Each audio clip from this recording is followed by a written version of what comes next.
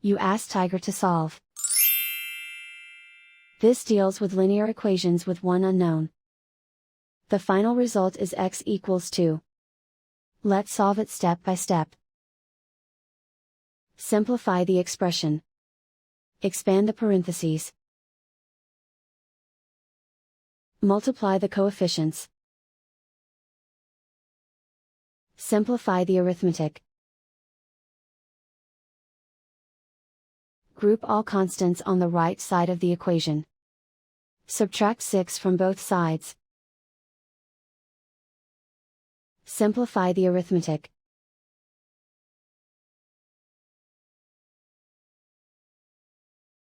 Isolate the x. Divide both sides by 6.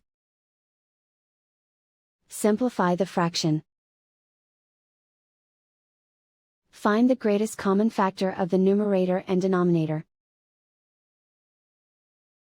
Factor out and cancel the greatest common factor. And so the final result is x equals 2.